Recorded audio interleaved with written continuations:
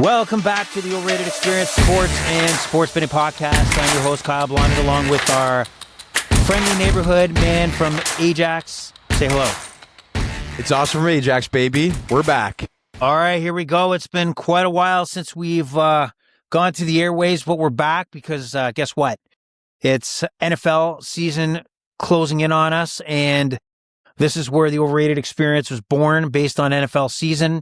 So for you folks joining us for the first time, the Overrated Experience Sports and Sports Betting Podcast is a sports betting and sports podcast where we look at the betting world from the eyes of a regular person, a regular Joe, what you call a square bettor, and hope you guys can relate to the conversation.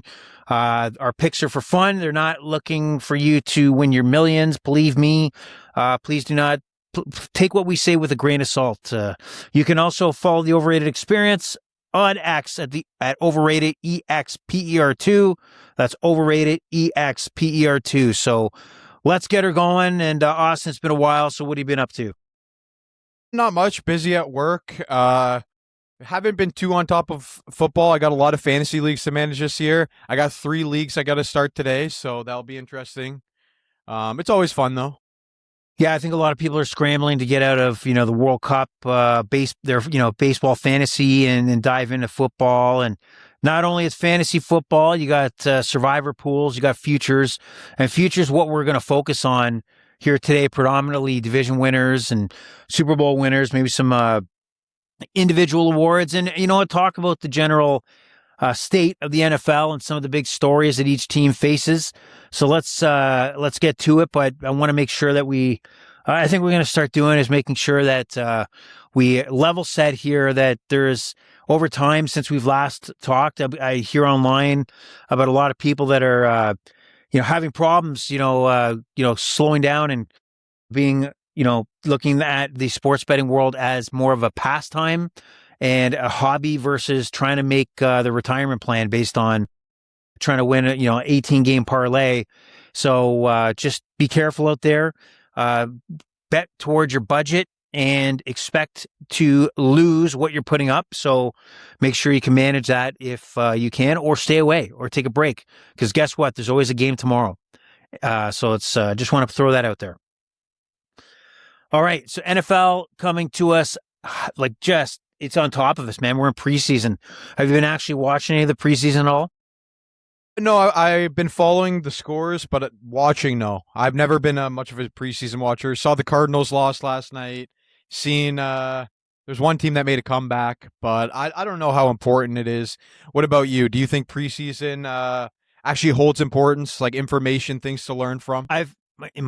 Obviously for, the camps and the teams putting the rosters together. Yeah, I guess if you want to look at it from a team perspective, looking at how to fill the final spots of a roster or who maybe you want to put on your practice squad. Yeah, and maybe the odd battle, is it really happening? We'll get into Cleveland. Is that really a quarterback battle that's being won or lost in the preseason? I don't know. But I don't take much stock in it. I know a lot of people are heavy bettors and enjoy the preseason as far as betting, but I'm not one of those guys. So, to answer your question, not so into the preseason. I keep an eye on it. Keep an eye on the stories, especially the injuries. And the injuries in the NFL are absolutely key. You got some key guys that are going to be gone for multiple weeks, maybe not even the season. So a lot of weapons are on the sidelines for a lot of these teams that we really got to account for when we're looking at the futures of how these teams are going to do this season. All right, so we're going to dive into it to get to our listeners to make sure that they have what they need when they're putting their futures bets in before the kickoff of the 2026-27 season. And we'll kick it off in the AFC East. So the AFC East last year, surprisingly, the New England Patriots were the team that was the story. Mike Vrabel returning. By the way, have you heard of Mike Vrabel? Anything going on in the offseason there?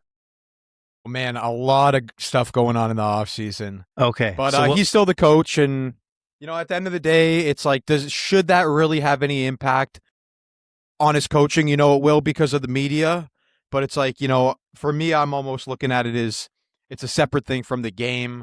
Probably shouldn't be as looked at too much, even though it's kind of a terrible thing that he did, but Uh, yeah, that was one of the crazy stories I've actually heard. So here it is. If your value as a coach is obviously Mike Vrabel takes this Patriots team to the Super Bowl, lose to the Super Bowl, to the Seahawks, but where would you rank Mike Vrabel as far as head coaches? Would you put him in the top tier? I think, honestly, yes, but I also say it because, I'm not very high on the Patriots team itself. So I think last year it really did, like, without that coaching, without that level of coaching, I don't think there's any way that they're actually there.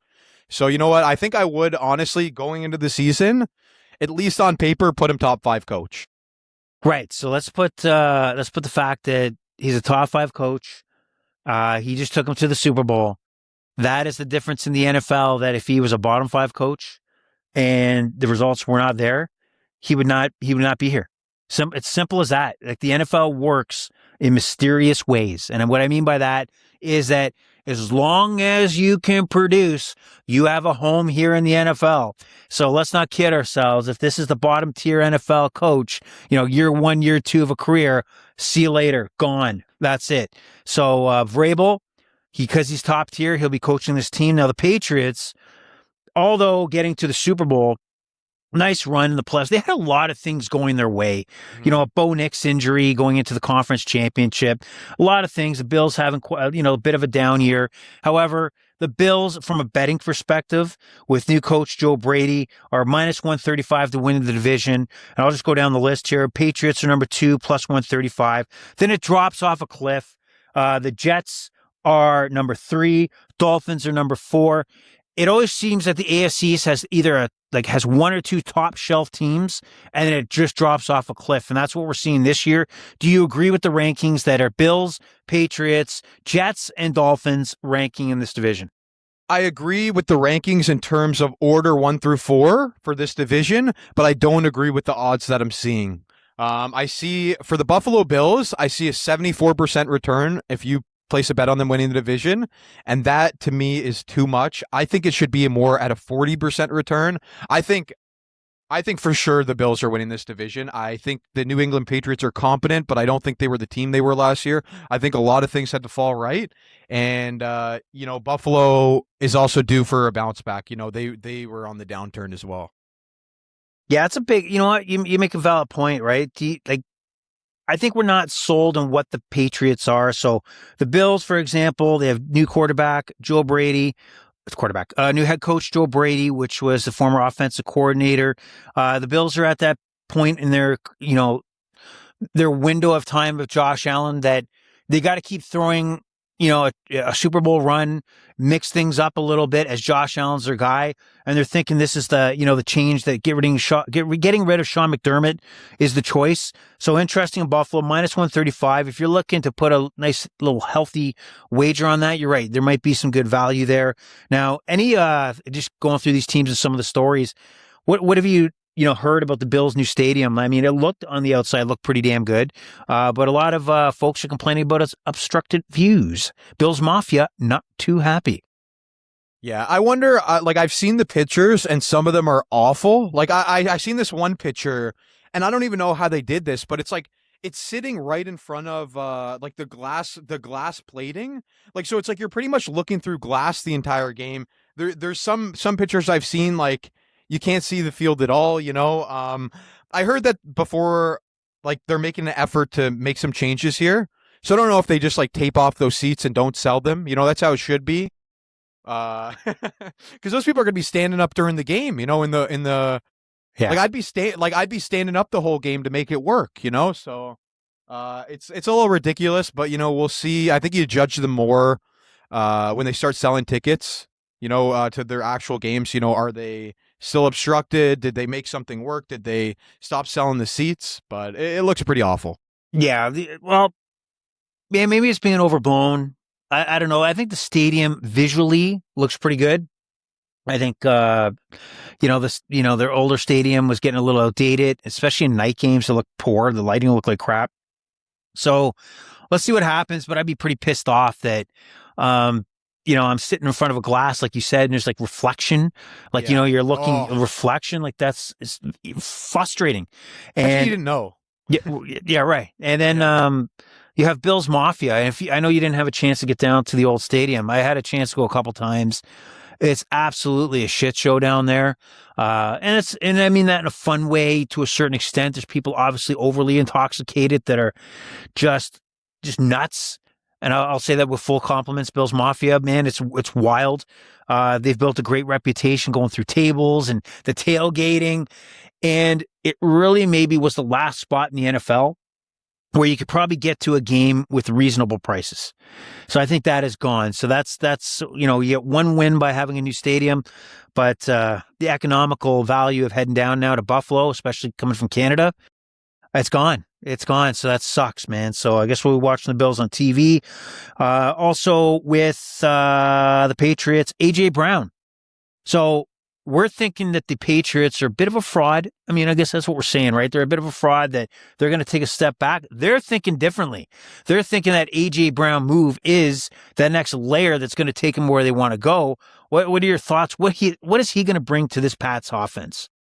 I think it's definitely a big step up from Stephon Diggs. Stephon Diggs leaving, A.J. Brown kind of filling in this role. So I think it's an upgrade on paper. Like on paper, maybe they're a better team. I think they're a 10-win team. That's still saying a lot in the NFL. It's not easy to get 10 wins. I just don't think they have what it takes to get back to the Super Bowl. I think they can get into the playoffs as a wild card team. But we're going to have to wait and see, because I'm not overly confident about it. I would also wonder, this story around the coach, Mark Vrabel. Does this have any Mike Vrabel? Mike Vrabel. Sorry. Does this have any impact on his coaching at all? I don't think it's a high chance, but I think that's it. There could be a chance that it has a factor. Does the story blow up more during the season? I've seen it all over the place already, so we'll have to wait and see. It's funny, as you said, Mark Vrabel. I'm thinking, is that what he checked into the hotel's name under? Yeah, right. Yeah. Mark Vrabel. Yeah. I'm hiding my identity, but not changing my last name. Anyway, so just last note about the Pats, AJ Brown. The story this week was they had a preseason game against the Patriots, also a joint practice, and it looks like he was chatting with Jalen Hurts and Devontae Smith, and so it looks like the bridges have been mended there. So that story maybe has been squashed. Now we look, I don't know how much time we want to spend with the bottom two tier teams here. Geno Smith, now going to be quarterbacking the New York Jets. The Jets, absolutely horrific. Aaron Glenn, first-year head coach, really doubts about what he was bringing to the table for this organization. It looked like a shit show. Justin Fields, it just was ugly, man. It was really ugly last year. And you have now Geno Smith. Is this team take a step forward, or is this going in the same spot? Like, what are we doing here? What do you think is going to happen with the Jets? I don't think the Jets are going anywhere. Geno, I was always a big fan of Geno, when he was quarterbacking for Seattle. But last year, I'm an amateur here, but I'm pretty sure he was quarterbacking for the Raiders. Is that correct? Yes, he is. Yeah, yes, and I remember those games with the Raiders, just piss poor performances. And I know the offense was young and it wasn't necessarily, maybe they didn't come together. But he moves to the New York Jets, who, I mean, the guys around him might be okay. You got what's his name? Breece Hall in the backfield. Yeah, they have a good receiver. That one good receiver, I think he's overrated. But you know what? I'm actually looking at this division here, and I'm actually placing the Miami Dolphins above the Jets. I have no confidence in the Jets. With the Miami Dolphins, I actually have faith they can beat the bad teams. But when the Jets face like a team like the Browns, for example, I don't know who to choose. So I actually put the Jets as potentially one of the worst teams in the NFL this year. So I got no hope for them, honestly. I don't know what Geno's going to do, but I'm hoping it's enough to get them 4 or 5 wins, but I doubt it. So, Garrett Wilson, the receiver you're referencing, I mean, how much time do we got to give before he shines, right? I haven't seen it. I mean, he's just okay, I guess. But, I mean, there's always, with the Jets world, is potential. And there's never a step forward. So I'm not, and it's going to be a theme around the NFL when I look at some of these teams, is I'm not fooled, man. I'm not fooled that, we're going to be stuck in the same spot with these teams that there was false hope at the start of the year. The Jets are one of them. Geno Smith, to me, like you said, when he went to the Raiders, I thought that was a solid, you had a professional quarterback. That's what I was hearing around the NFL. You had a professional NFL experienced quarterback, and he just shit the bed, man. He looked like an amateur out there, forcing plays down the field.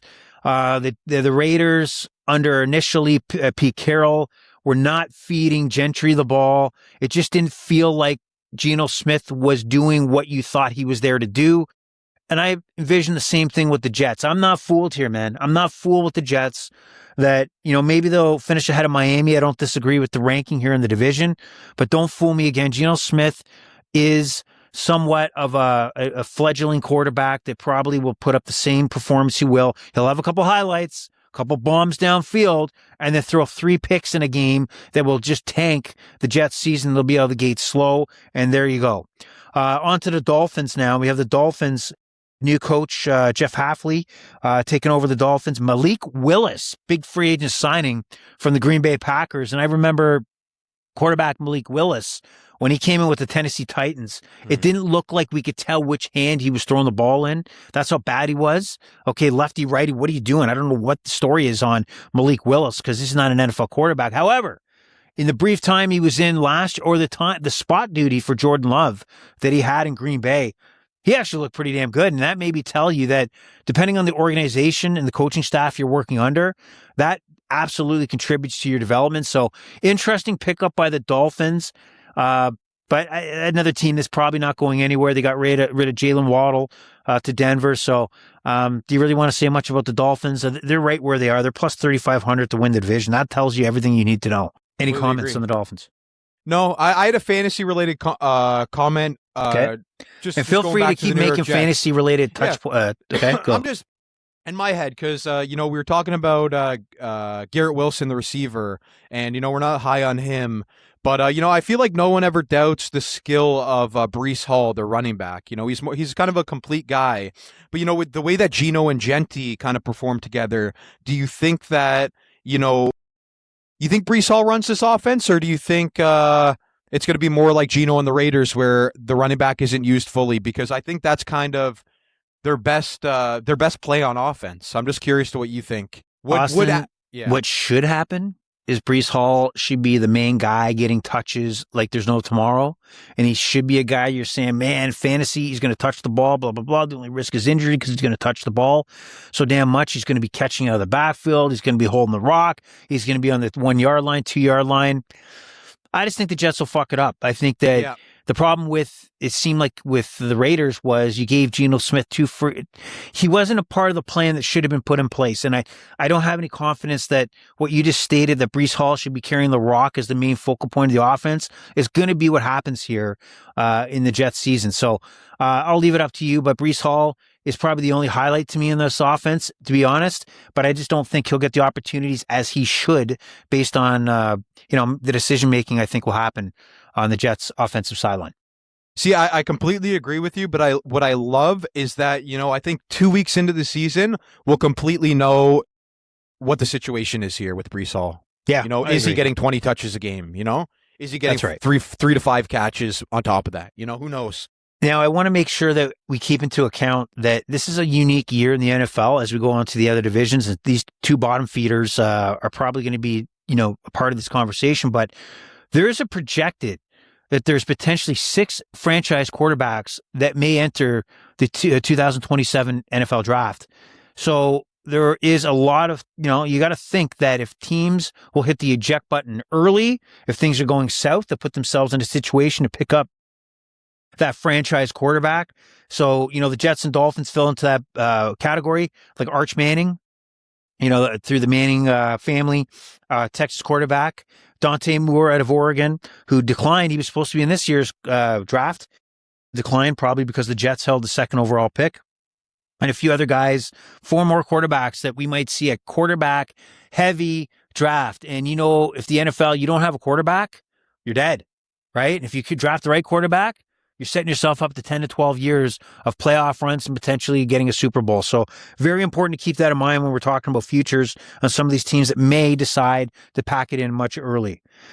AFC North, right? Some changes here, a lot of coaching changes, actually.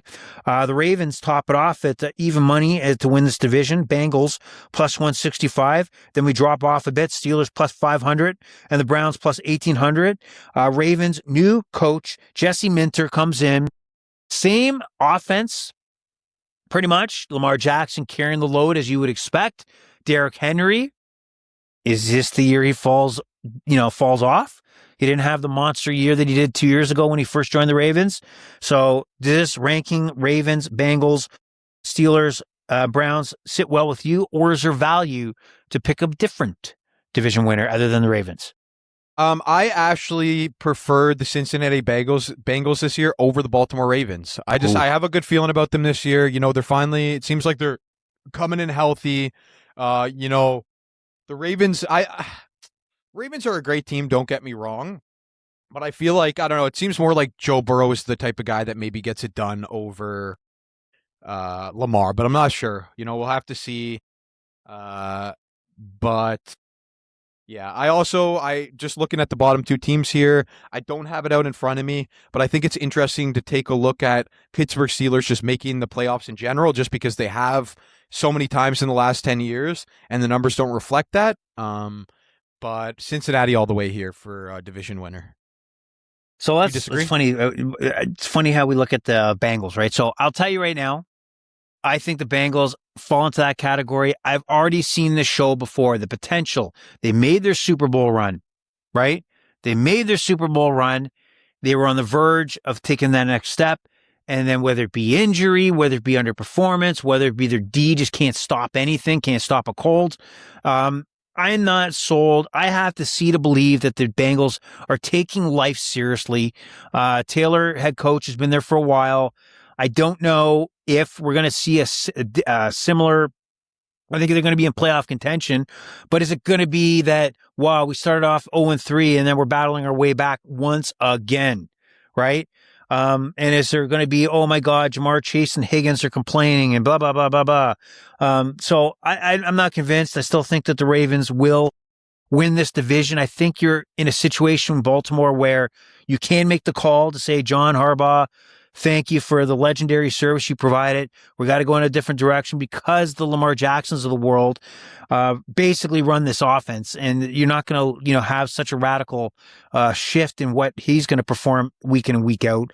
So, I mean, I want to see it to believe it for the Bengals. So I think we're right here. The Ravens should be leading the pack. Will Derrick Henry have a season? I don't know. He's got a lot of miles on him, so we'll see if he can somehow bring his performance to the level it needs to be. And the only question is Lamar Jackson, can he stay healthy? He still takes a lot of hits, right? And he makes this machine go. So if he's healthy, then I feel the Ravens can do it. The Steelers, Mike McCarthy now in as head coach. As far as Mike Tomlin saying, I'm done, I'm going to go to the TV booth.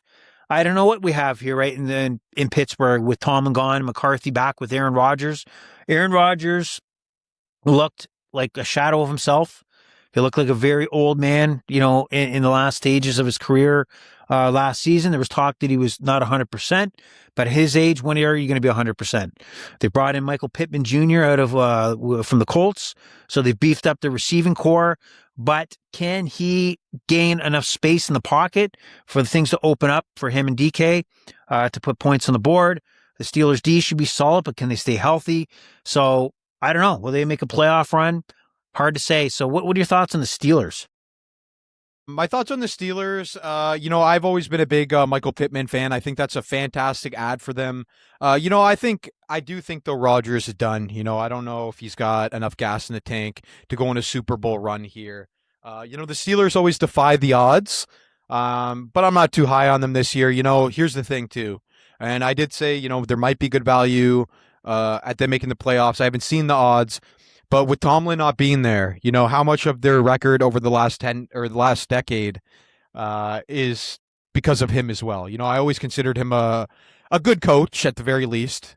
So with him being gone, Rodgers on his 40th year season where he's already shown he's fallen off, it'll be interesting to see. I did have a random question for you.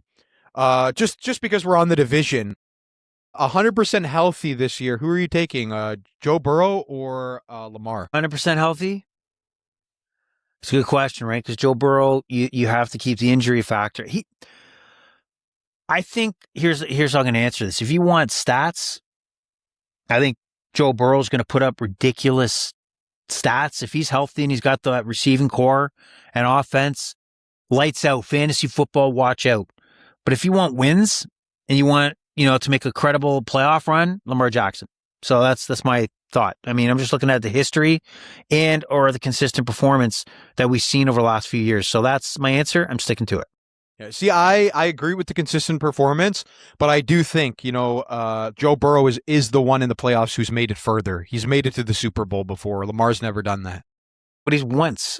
Like once. Yeah. It's not like it's... But then every other year, like, I know it's not an excuse, but I mean, every other year, like last 3 years, Joe Burrow has missed like half the season, right? So it's just like, I just want to see this guy play a full season.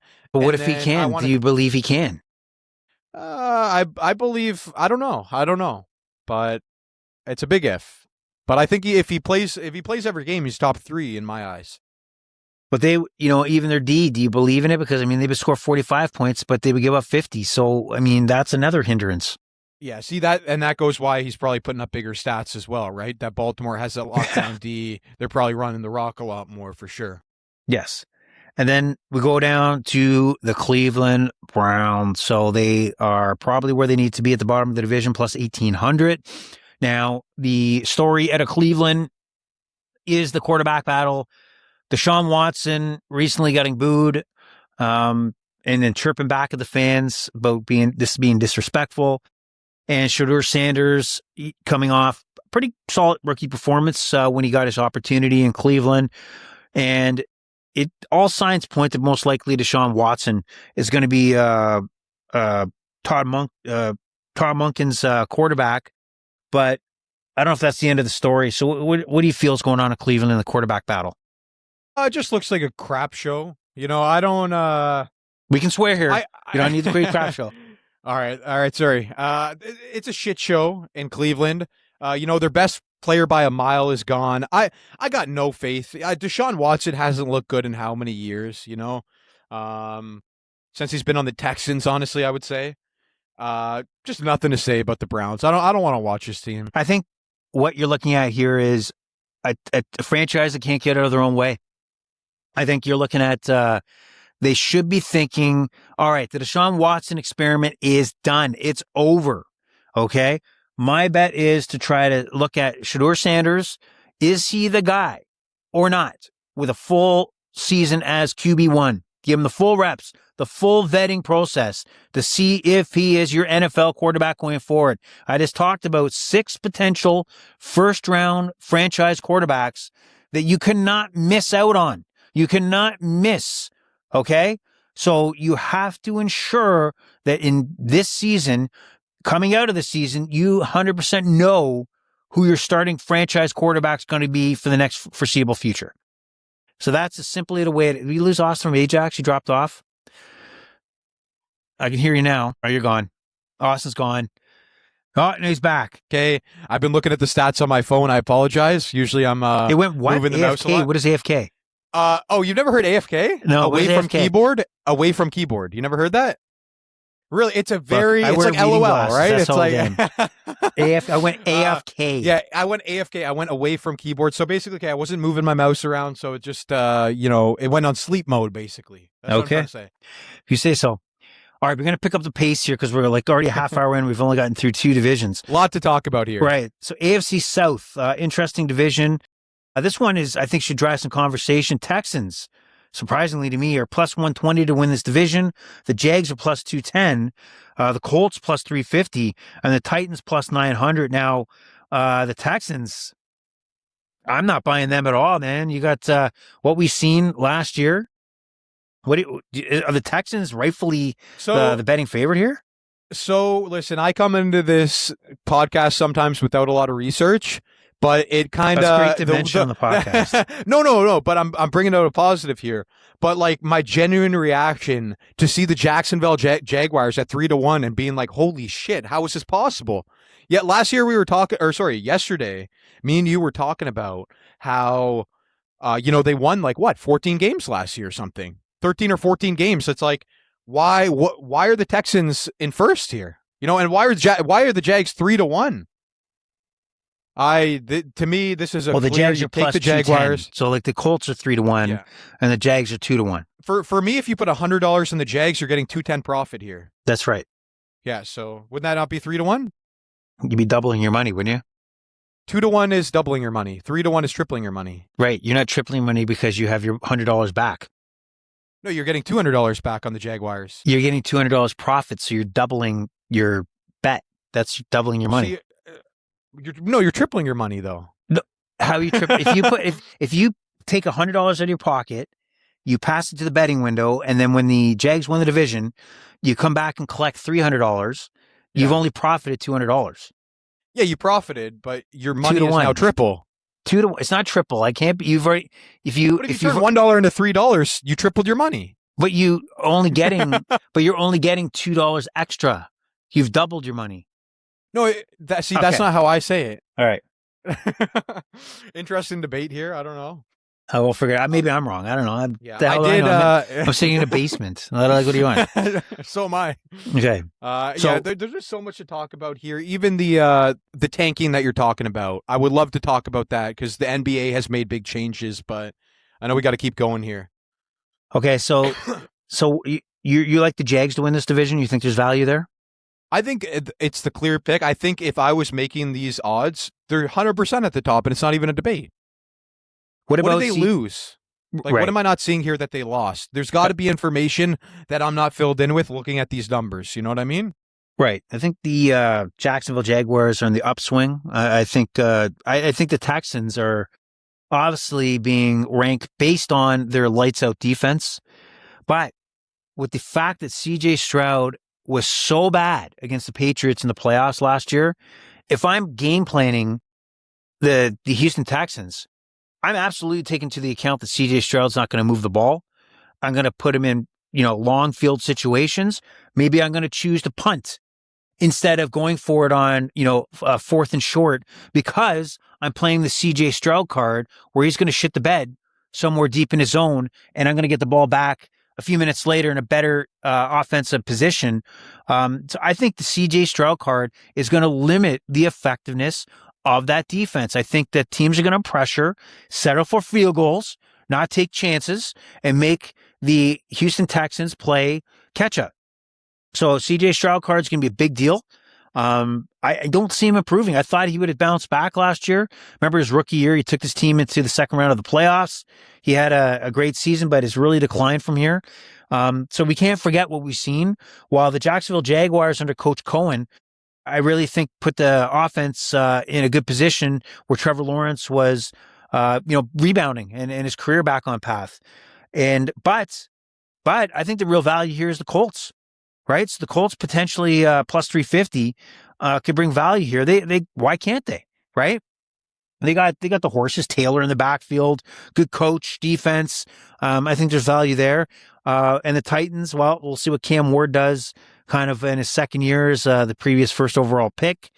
But what I will throw out there is you bettors out there, after watching the Colts, remember the Colts jumped out like ridiculous and last year, and people were talking Super Bowl, a best record in the NFL. What happened to them? They fell off the planet. Yeah. Right? So I'm almost thinking that you might find value here on waiting, 5-6 weeks, looking at the futures on this division, and then reassessing is, the Jacksonville in the hunt, and they are, now plus 350 or plus 400. So there might be value of waiting to choose a division winner. I'm going to take the Colts in this one. You're taking the Jags, but there might be value of waiting 5-6 weeks to get a better number for a division that, we've seen last year, a team just got well ahead, but fell back to the pack and fell off the table. So that's my thoughts on that. Just a small thing to add about the Houston Texans, and I really hope I'm not wrong here, but they added David Montgomery, correct? Yep, they did. The fact, listen, David Montgomery to me is a legitimate running back, a legitimate quality running back, and I think he can help CJ Stroud take off some pressure. It's not justifying the numbers that I see, but I just think it's a big thing to mention that the Houston Texans have a legitimate running back who can dominate, I would say. Getting older for sure, but I mean, this guy just pummeled through people with Detroit, and I'll say he was one of the most entertaining running backs to watch. So we'll see what happens there. Interesting. And then just a last note for this division is for the Colts. Keenan Allen just signed with the Colts, so former Chargers receiver. Might be an interesting. He's a go-to guy. He's not as fast or whatever, but he's definitely a professional receiver that you can't hurt having him on your offense. AFC West. This is an interesting division. There's a lot of new powerhouses here. A lot of interesting teams where the Chiefs once ruled the NFL. The Chiefs had a horrible season last year. Things did not go their way, and it ended with Patrick Mahomes having a knee injury that is questionable if he'll be ready. He seems to be thinking he'll be ready for week 1. Will he be 110% in 2026 with the medical science? Like, there's no question that he could. It's insane how well these doctors are performing these surgeries. But the Chiefs do still lead the division as favorites, plus 175. The Chargers move up to number 2, plus 190. The Broncos, with Bo Nix coming off that broken leg, plus 210. And the Raiders looking to be on the rise in the next couple seasons after drafting Mendoza from Indiana, but having Kirk Cousins. They rounded up at plus 1,500 to win this division. Is it ranked properly? Do you like plus 175 for the Chiefs, or is there value somewhere else? I do. I actually do like the Chiefs here. Over the last 5 years, you would have never seen any numbers close to this for the Chiefs. The Chiefs do seem like they were on a bit of a downturn. But I mean, I don't want to bet against the Chiefs. I look at last year more as an outlier than anything. Do you need Mahomes 100% healthy, or is 90% enough to be better than everybody else? Added Kenneth Walker. I think I'm rolling with the Chiefs here, but I'm not actually confident about it. It doesn't feel like a sexy bet to me. Am surprised to see the Chargers above the Broncos, but man, this is just a solid division where anybody other than the Raiders obviously could come out on top, even though I think the Raiders will improve this year compared to last. But I think you got to take the Chiefs. It's pretty much like the odds are so close, it's almost a pick 'em between these three teams, nearly. But I like to hear. What's your final answer? Chiefs. 100%. Chiefs, okay. Yeah. Okay, so I think the value to me is the Broncos. I think the Broncos with Sean Payton. I think he obviously is a future Hall of Fame coach, knows how to run his program. Bo Nix has been very good the last couple of years, but I think that's part because Sean Payton is a quarterback offensive kind of guy that knew how to develop him. I think coming off the injury, I think Sean Payton has a good assessment of what Bo Nix can or cannot do if he's hindered at all by the injury. This team, they pick up Jalen Waddle, which I think is an impact player. I think the Broncos, to me, I don't think they're going to take the foot off the gas. I think they're on the upswing here and probably should have been playing in the Super Bowl, if not with the injury to Bo Nix. So I think the Broncos are best valued here. I think the Chiefs will still make the playoffs. It's interesting what they do with Kenneth Walker. Walker was a big deal with the Seattle Seahawks to get them where they needed to go and win the Super Bowl. That's why he was a Super Bowl MVP. The Chargers, solid. I think interesting that Mike McDaniels, former head coach of the Miami Dolphins, will be running the offense for Justin Herbert. Herbert, year after year, just takes a beating every year. Like he'll see him more bandages wrap up his fingers as the years go on. So can he take that next step? Maybe. They had a key injury on the offensive line, so that injuries keep becoming a problem for this Charger team. These teams will be in the playoff hunt, but I think the Broncos will win the division. And as far as the Raiders go, I think you'll see 4 to 5 weeks of Kirk Cousins, and then Mendoza will get his shot. and probably finish pretty solid. Remember, they're a team that is not going to be looking at those franchise quarterbacks next year. They're going to be looking at developing Mendoza, hopefully not quicker than they need to. If they don't need to rush him in there, if they feel he's not ready, there's no need to. Be patient. But if he's ready, you got to put him in and sit Cousins on the bench, and or maybe use Cousins down the road as a future trade bait, because you know and I know there's going to be injuries at the end of the year where teams are going to need a veteran quarterback just to continue their playoff run. So look for the Broncos to win this division. Any other notes in the AFC West, or are we good to move on? I don't think I have too much to say. You know, I know we're taking a lot of time here, so I won't get into any small things. Okay. All right. Now we go on to the NFC. The NFC East, we have the Eagles are leading the pack at plus 130, the Cowboys plus 175, the Giants at plus 550, and the Commanders at plus 600. Maybe I'll kick it off here. The Eagles have lost A.J. Brown. I think we will see a difference that they don't have that explosive. I know they got Devontae Smith, and they had Lemon, or one of their picks out of USC, is kind of hobbling right now. And to me, the Eagles have, at times really had periods where they sputtered on offense and just can't get it going. And unless Saquon Barkley returns to form, which I hope he does, because I think the NFL is better when a Saquon Barkley, as exciting as he is, comes back to form. But he really had a down year last year, and I don't see this Eagles offense being as explosive without A.J. Brown. So I like the Cowboys maybe as a value pick here. What's your initial thoughts on this division? So you actually just did cut out there just for a couple seconds, but I'm pretty sure you asked me what I think of this division here. And I agree with what you said, or what I think I heard you say, where you actually like the Cowboys here. For some reason, I didn't also say have that that feeling. I didn't say that. No, wait, I'm you didn't kidding. say that? I did say that. I did. Okay, I did say legitimately wasn't sure. So I thought say I heard that, yes. Cowboys. Okay, You did. You're right. So I actually will ride that boat with you, and I will say Dallas Cowboys are the play here. That being said, AJ Brown, early in the season last year, I'm pretty sure A.J. Brown was throwing a shit fit because, he wasn't getting the throws. And they were able to stay relevant without A.J. Brown being a key focal point in the offense. So I'm not surprised if they're a competent team here. I just think the Cowboys could beat them by like a win or two in the season to squeak out the division. And I think the value's a little better, where, in my head, it could go either way. So obviously take the better odds with the Cowboys here. Does Von Miller add value, you think, to the Cowboys in their pass rush?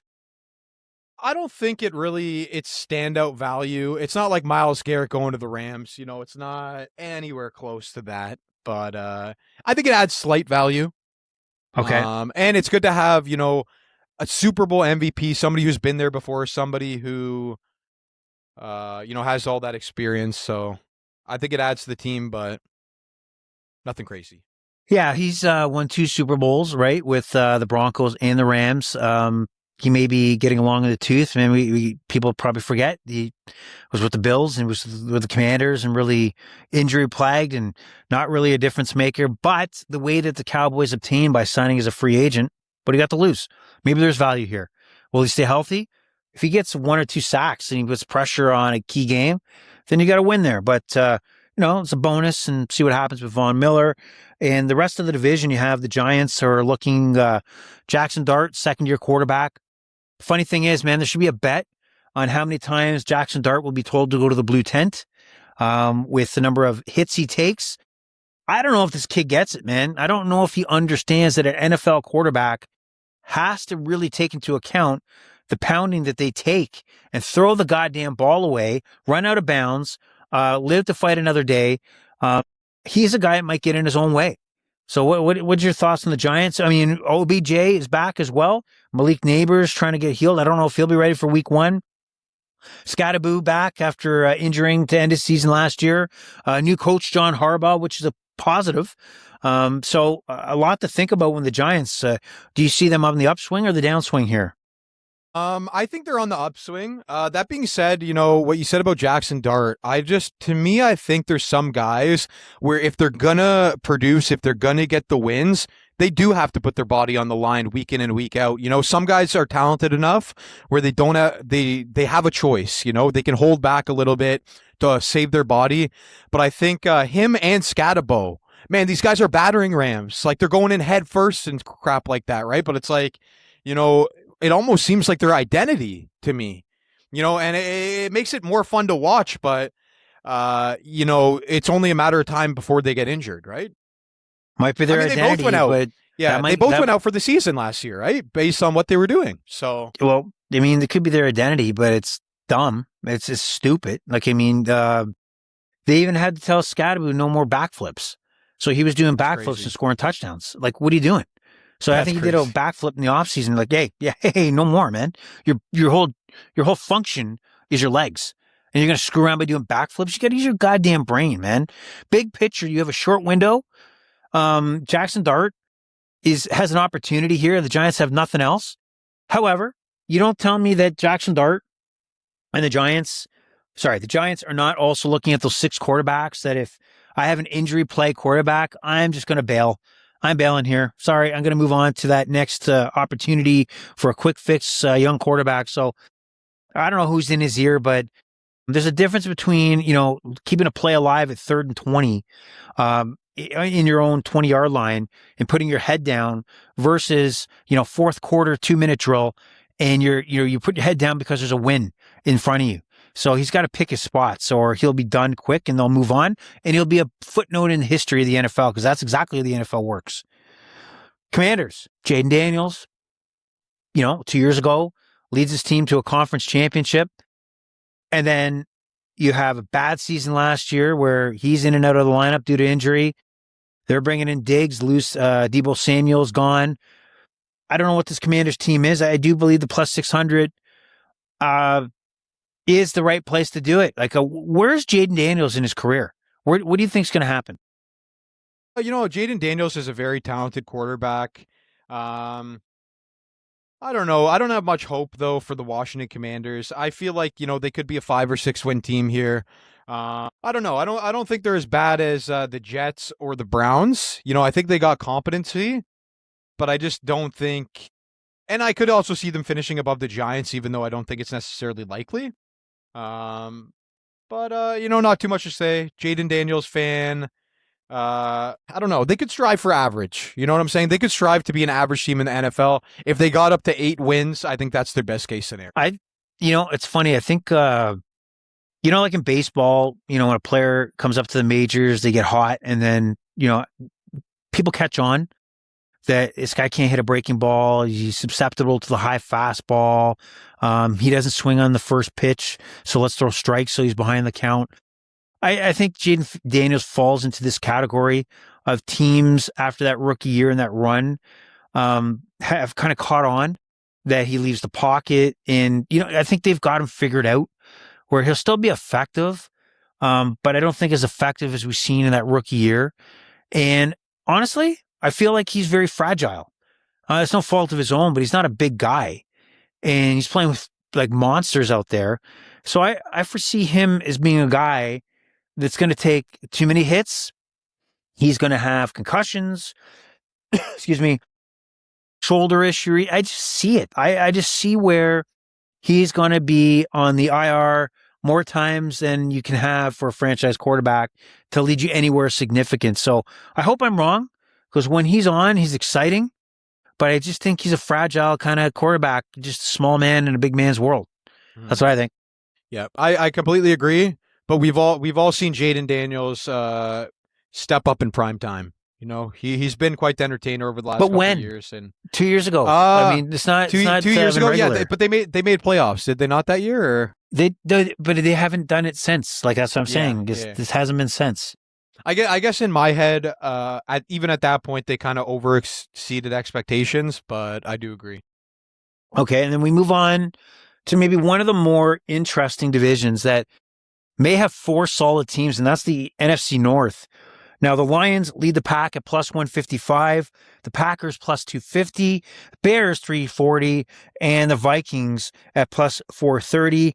The Lions, probably the most stable team that's coming back, but they do have Jahmyr Gibbs as the lone wolf here. used to be the 1-2 punch, Sonic and Knuckles. They called Montgomery and Gibbs, but it's just Gibbs now. He's got the contract and will be the main guy. Not surprisingly, you look at the Packers. Parsons, big acquisition last year. He'll probably start a few games into the season based on his injury he had last year that ended his season. The Bears, Caleb Williams almost pulled off the miracle against the Rams at home in the playoffs. And then the Vikings with Kyler Murray, starting quarterback, for them. And just an interesting division. Do you disagree with the Lions being the favorite and should be taking this division? Honestly, now that I look at it, I feel like the Green Bay Packers are more of a sure thing than the Lions. Even though I want the Lions to be better, it doesn't matter when it comes to the bets that I'm placing. I think the Packers here at 3.5 to 1 or 2.5 to 1, as you would say, or whatever. Whatever Right. it actually is, we'll figure it out after the podcast. But I think Green Bay Packers is the better value. You got to take them here for the division pick. But this is the first division where I look at every team, and I would not be surprised if any of these teams won the division. Even Minnesota with Kyler Murray. Who's to say they can't be a 12-win team or a 13-win team? Because, with Sam Darnold, yeah, he won the Super Bowl last year, Sam Darnold. Filet-O-Fish. Hey, I might even say double Big Mac at this point. I'm just going to say it. But, Okay. with Kyler Murray, everyone knows Kyler Murray has the talent. They got the number one receiver in the NFL, Justin Jefferson. They could easily even be the number one team. I'm not saying it's the most likely scenario here, but I'm rolling with the Packers. Rolling with the Packers. Yeah. Rolling with the Packers. Okay, so this division's up for grabs. Like you said, the Vikings could even make a run here, right? The Vikings can make a run. I would not be surprised. The Bears could build off top. Will they take a step back, step forward? Lions with Gibbs and that offense. I mean, there's something to be said when you have, Goff back there, Ahmad St. Brown and Williams, and Laporta's a little banged up, so I don't know if he'll be ready for week 1. But this offense is so familiar with themselves. They can keep chugging along at a high rate. The Packers had a few losses in their receiving core, but should be pretty solid. Jacobs looks like he's a bit banged up a little bit. The Bears should be solid. The Vikings, Kyler Murray, I mean, they had to do something. J.J. McCarthy was not showing what they needed him. And when you do have a you have a Justin Jefferson, you have to mix him in as a focal part of your offense. And part of that is getting him the damn ball. And if you can't have a quarterback to at least get him the ball and make him do things, you're just shooting yourself in the foot here. If you can't get Justin Jefferson the ball, he's useless. So it'd be interesting how this offense goes with Kyler Murray. He's not your traditional drop back quarterback that will be like like a Sam Darnold, where he's throwing 3-step, 7-step drop. It's going to be a little bit more of a scramble, which will be interesting how it fits into this offense. But I really think the Lions are going to take this division, to be honest. I like to make up their team, Dan Campbell. I think they rebound and, maybe have one of the best records in the NFC, to be honest. And they have home field advantage throughout the playoffs. That's my story. I'm sticking to it.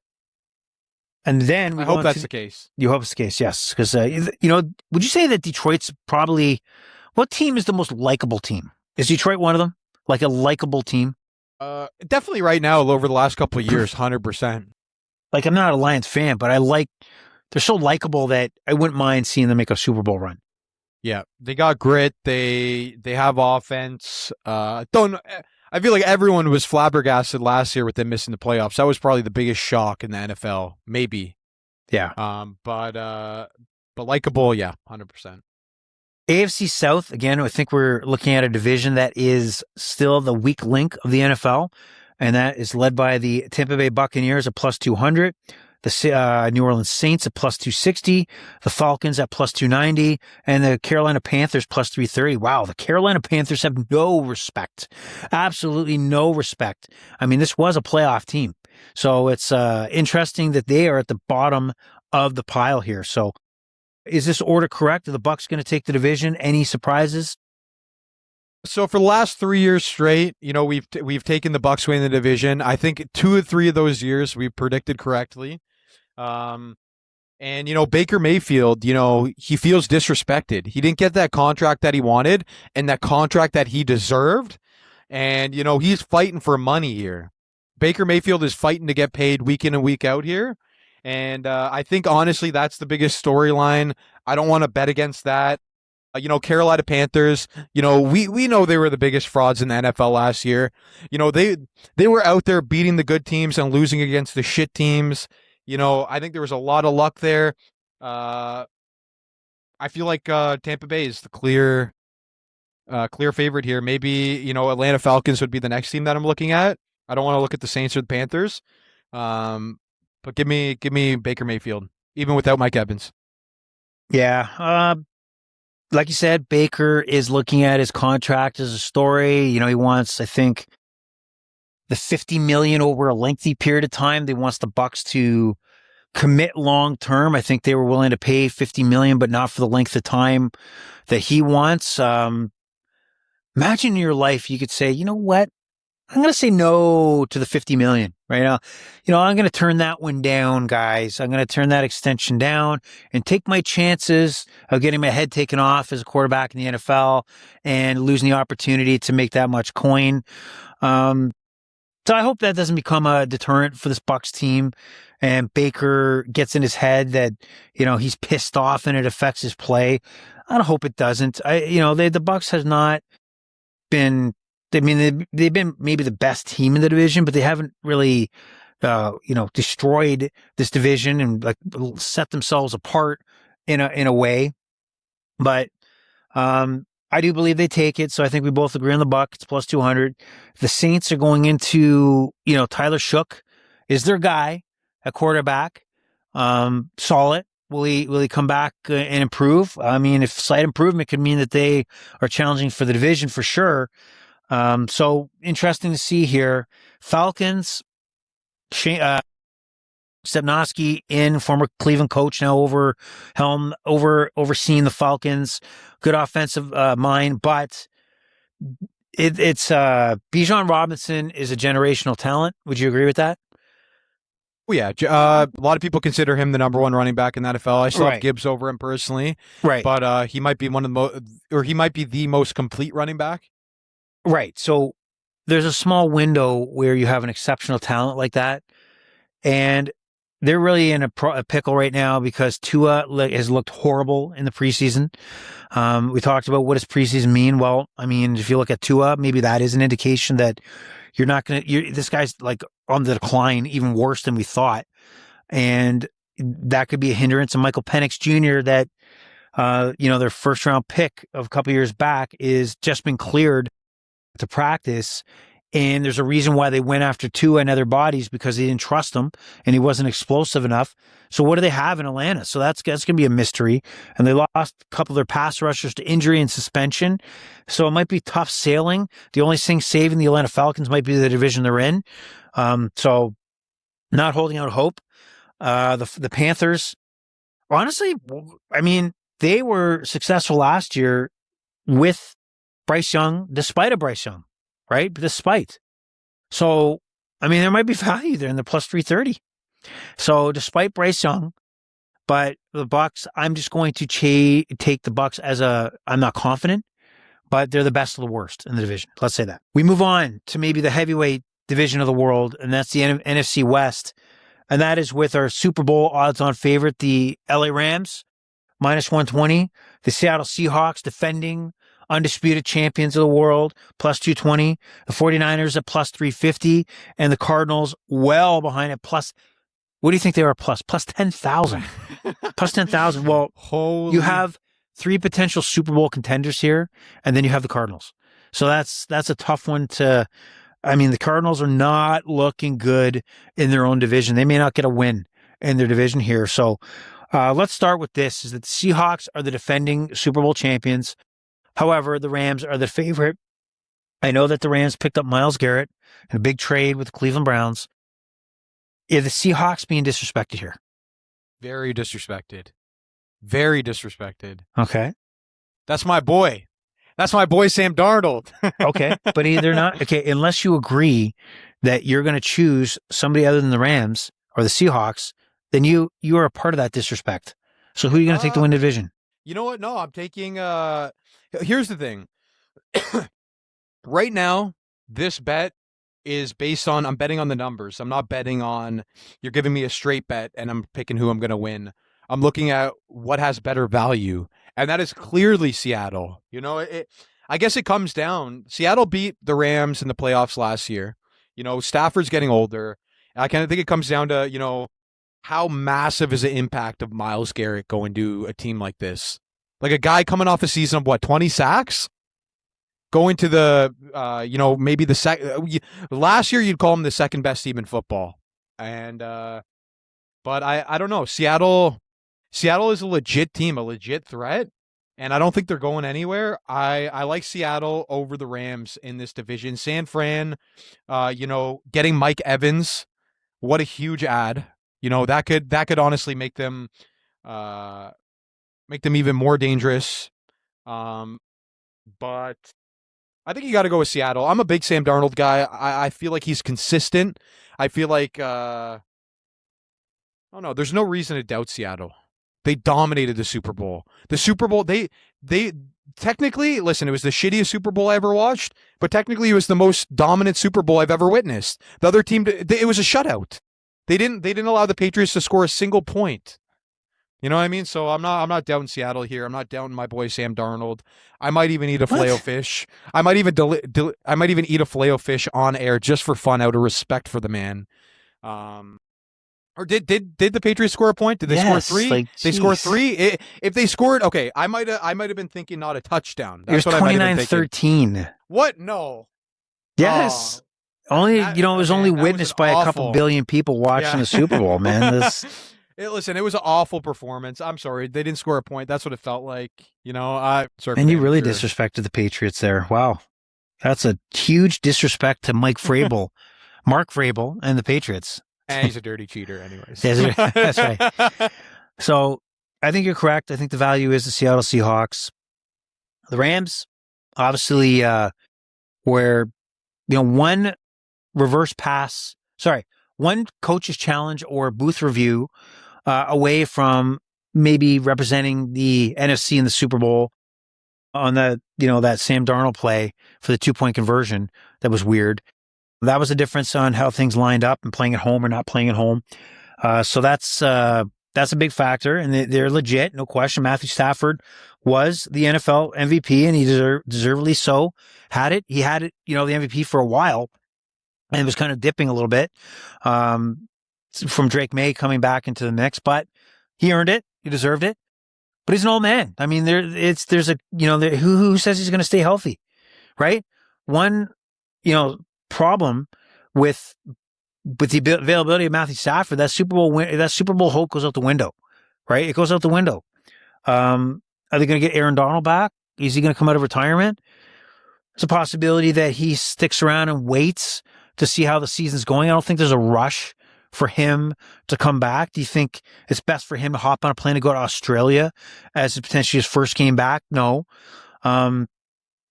So I look at this division. I think Seahawks, Mike McDonald, head coach of the Seahawks, is legit. I think he runs a great program. I am a little, concerned about the running back situation. Walker has gone to the Chiefs. Charbonnet is there, but he's not your feature back. And they got a younger kid that's going to probably take the bulk of the touches as their featured running back. That's my only concern with them. The 49ers, Kittle's questionable to even, head out to game to first game week 1. It really bugs me that these two teams, the 49ers and Rams, are going to be having to start out in Australia. It's not even like they have a bye week the next week. What's that going to look like coming back? Are they going to be able to function at a high level? Is this going to put them behind the 8 ball and maybe not challenge for the division? So that's a concern to me, and that gives me the Seahawks more of an advantage, in my opinion. And then the Cardinals. All right. The only reason why you're watching the Cardinals is Jeremiah Love, running back from Notre Dame, their first round pick. He's got a high ankle sprain, but he's an explosive running back. Could be some promise there. They got Marvin Harrison Jr. that's yet to live up to his promise. But who's going to give him the ball? Jacoby Brissett's an NFL quarterback, solid, but he's not your franchise. Is Carson Beck your quarterback? Out of Miami. I don't know. You're going to see a lot of stories come out of Arizona. But they're just over their heads in the division they're in, and I think they're in the mix for those 6 quarterbacks that potentially could be drafted in the first round. So I like the Seahawks to win it, and I think it's helped by that Australia games that the Rams and the 49ers got to participate in at the kickoff of the year. Some great insight there. Of course, that's me. All right, what can I say? Anyway, that is our division preview, and we're going to end it off with what are our value plays for the Super Bowl. And the Super Bowl right now is the Rams plus 500, the Bills plus 1,000, even though they haven't even sniffed a Super Bowl during Josh Allen's tenure. And bettors believe that maybe this is the year that they'll represent the AFC East. So the Seahawks plus 1,200 and the Ravens plus 1,200. And it goes on and on. Where's the value here? What do you like for the Super Bowl? If you are going to place money, what is worth your time to place money on here? So I'm actually going a little down the list. I'm not sure if we'll agree on this one. And it comes down to the quarterback here being literally probably, he's got to be the number one quarterback in football, which he's capable of. But I see the Cincinnati Bengals at 2,200, plus 2,200. I wouldn't be surprised if they went on a run. I got a weird feeling. Listen, I don't know if it's Super Bowl bound, but I got a weird feeling the Cowboys could have a big year. I don't know why. Oh, my God. You're ruining your credibility here, man. Oh, my God. Chiefs being like number 8 on the list, good bet there.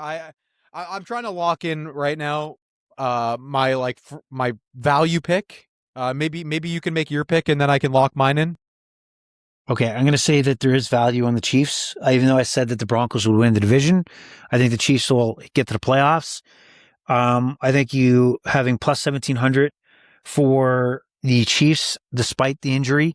I think everybody's writing off the Chiefs. Travis Kelce's, I don't know, maybe he's on his last legs. But Andy Reid's, 20 plus years NFL head coach. I think he's got a few tricks up his sleeve. And you got the best quarterback on the planet. I still agree he is. Patrick Mahomes, and maybe there's value on the Lions as well. Plus 1,900, my opinion. You know what? Value play, Detroit Lions. Let's see Gibbs have a dominant year. AFC offensive player of the year. I think Lions are my pick. Plus 1,900. Okay. All right, and then I see a lot of value here, though. What do you think of the Rams at plus 500? Do you think that's a little much with the Myles Garrett?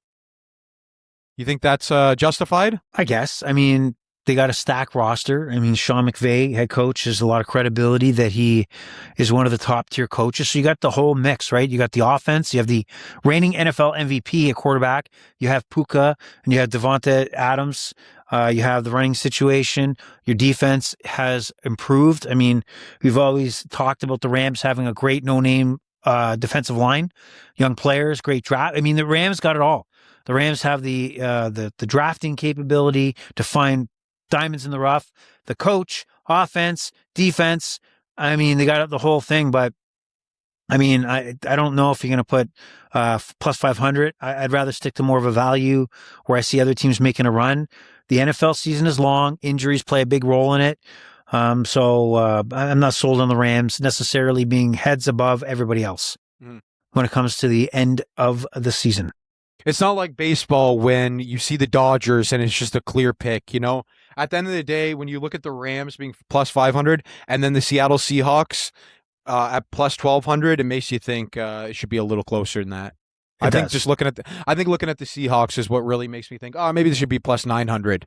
You know what I mean? Right. It's interesting. So, okay. And then what about any thoughts on, do you have the MVP numbers in front of you?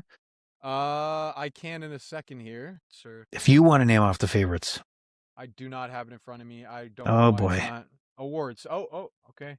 MVP. All right, so we got Josh Allen, number 1, plus 700. We got Joe Burrow, number 2, at plus 850. And then we got Lamar Jackson at 850 as well, followed by Matthew Stafford at plus 1,000, Justin Herbert, 1,000, and Drake May, 1,000, which I really don't like that one, honestly. Anything stand out to you with the top 6 here? There's a lot more on the list. Mahomes at plus 1,300. We got Sam Darnold at 2,500. Loser. But you guys know I've been kind of on Cincinnati, so I think Joe Burrow plus 850 may be my play. Joey B, huh? Joey B for MVP. And just a little thing to mention here. I hate picking anything other than quarterback for MVP betting. Yeah. It feels like it's never going to happen, despite how good these guys are. It's almost like the offensive player award is for position players and quarterback is for MVP. You know what I'm saying? I agree. That's how it feels. Here's what I'm going to say is I'm going to say that it's not going to be the sexiest choice because he's number one on the list. But when you look at that division and the teams he's going to mow through, I got to believe that the Bills are going to be contending for that number one seed. He's got to play the Dolphins and Jets twice and maybe an underwhelming Pats team that I think they're going to be gunning for. So I'll take the Bills. I'll take Josh Allen as MVP. I think he's going to light it up. And I think I don't know what their playoff run is going to look like, to be honest, but I think that he's going to be in such control from start to finish in the AFC that he's going to be out of the gate as the number one. And I think it's going to be tough for anybody else to supersede him. That's what I think. So put me down as Josh Allen. What are the odds there for Allen? Plus what? Odds are plus 700 for Allen. Okay. I think we've taken an hour and 11 minutes of a podcast time to kick us off for the new season. It's exciting to be back. How did it feel doing another pod after such an extended break? It feels good. I'm excited to get into the routine of it. When the NFL season starts, it's easy to just roll out this podcast. There's tons to talk about week in and week out. I don't know if we're going to get on here before the season or after. I guess we'll get on here for week one breakdown, games we think are going to win, picks, right? Yeah, we could. We'll figure out what or why. It could be that or earlier. It's up to us to make that call. So we'll probably have to pencil out a schedule for our viewers and our listeners a little better than maybe we haven't previously. But also before we leave, reminder, you can follow the Overrated Experience on X at Overrated EXPER2. That is Overrated EXPER2. And we also understand, Austin, that you've been doing some moonlighting as a Twitch star. Did you want to shout out your Twitch channel and what it's for? I guess I'll shout out my Twitch channel here. It's Hoss Up Games, HOSS Up Games at Twitch, I guess. I'm a big gamer, so I figured why not just stream while I game if people want to watch. I don't know how many people actually want to watch, but every once in a while, you have 2-3 people in there watching you play. So, it's more for fun. You can also, while you're gaming, you can record clips and stuff. That's what I really like. But it's been fun. And what are you playing? I'd appreciate a game called Arc Raiders, but I'm not limited to any game. Just any game I'll be playing at the time. Say a new game comes out, I could stream that. You know what I mean? Or anything I want to stream. I'll do it for, maybe, I don't know, 5 to 10 hours a week, maybe. But I've been having fun with it. So shout it out again. Where they can find you on Twitch? Hoss Up Games at Twitch. Okay, so fans, get in there and check Austin out in a different world that you've never seen him before outside of the sporting network. And maybe as the year goes on, we will have more concrete facts, which we missed today because there's no concrete facts, unless you have one at the top of your. No, I wasn't really solid on that one. Solid on that one, yeah. That's well, the jokes are going to get better as the year goes on because that was not an A+ joke, but we'll give you a pass because it's only our first podcast of the new season. So. The Overrated Experience is, I think we're done for today, finishing your division winners, your MVP, your Super Bowl. And that's our thoughts, and that's what we're going to stick with. The pleasure's been all yours. The Overrated Experience is over and out. Awesome from Ajax. We're out. Okay. I'm going to stop the podcast in 1 second, so just hold on, Austin. Hold smile as I do that, and we are stopping now. Adios.